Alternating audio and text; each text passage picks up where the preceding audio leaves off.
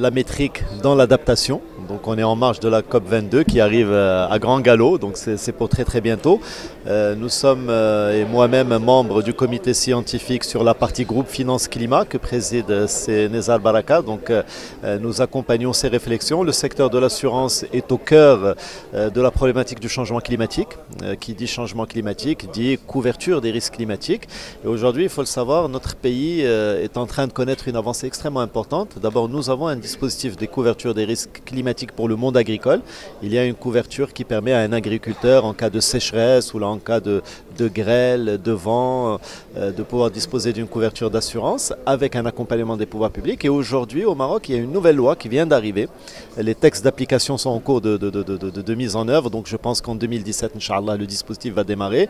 Les Marocains auront de manière obligatoire une couverture contre les grands risques catastrophiques. Et dans les grands risques catastrophiques, il y a un risque climatique important, c'est le risque d'inondation.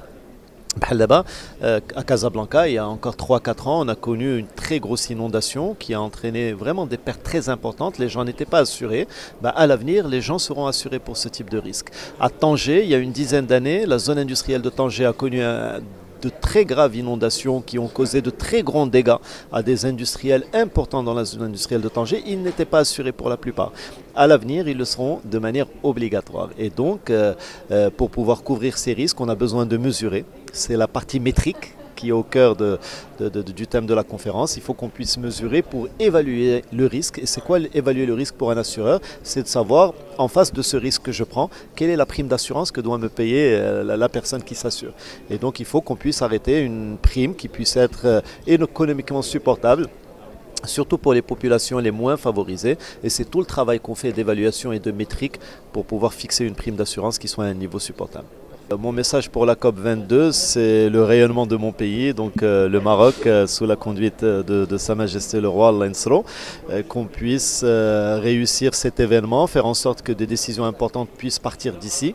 On sait tous que la COP21 à Paris a été une COP importante dans laquelle un certain nombre de décisions ont été prises. Il faut que vraiment la COP22, qu'on puisse déclencher la mise en œuvre des grandes décisions qui ont été prises, et le Maroc présidera pendant une année. Et si le Maroc arrive, et je l'espère, à mener, disons, toute la communauté mondiale dans cette réflexion pendant une année et transformer certaines décisions de manière concrète sur le terrain, ça sera extraordinaire pour notre pays.